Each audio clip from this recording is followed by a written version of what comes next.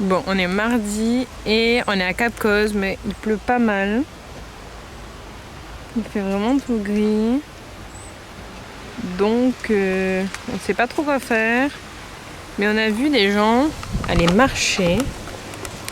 Donc, on a mis le kawaii et on va aller marcher.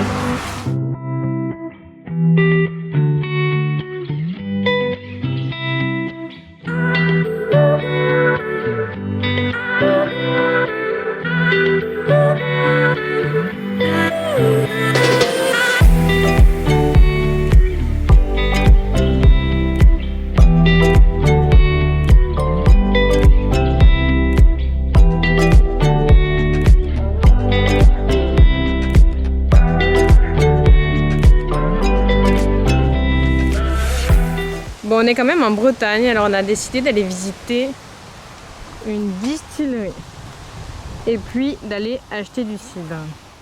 En faisant des recherches, nous sommes tombés sur cette distillerie que nous avons voulu visiter. Proche de Quimper, elle est construite là où se tenait à l'origine un château fortifié du XIIe siècle. Découvrir et comprendre le processus de fabrication et le fonctionnement des machines a été très intéressant et je vous laisse découvrir ça par vous-même.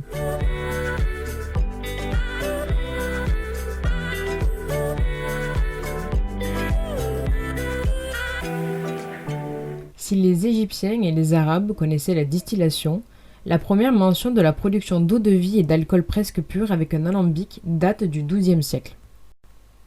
En plus d'une visite guidée de la distillerie et d'une dégustation, nous avons aussi fait la visite du musée de l'alambic.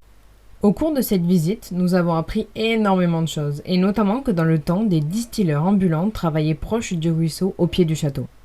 Alors qu'à cette même époque, des bouilleurs de cru disparaissaient les uns après les autres sans successeur, le domaine du Plessis et sa distillerie ont décidé de récupérer ces alambics ancestraux et de vous conter leur histoire.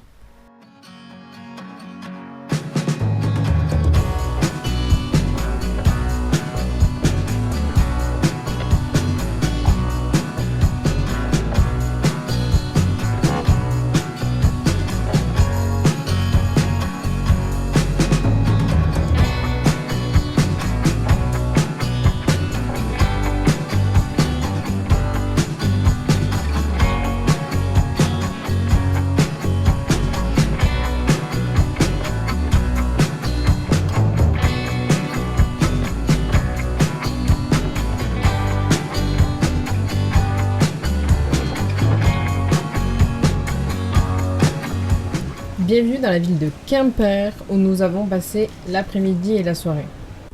Après avoir visité le centre-ville rapidement, fait quelques photos et quelques vidéos, nous avons cherché un endroit où manger et on est tombé sur une crêperie un peu en contrebas de la cathédrale qui est vraiment super.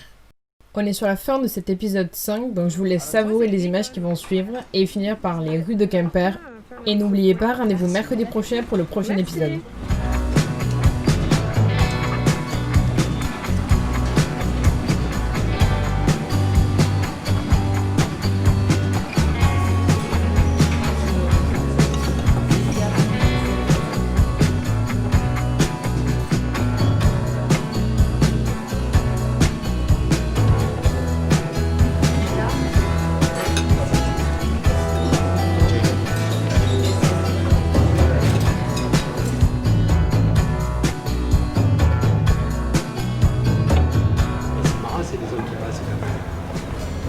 Je trouve ça excellent.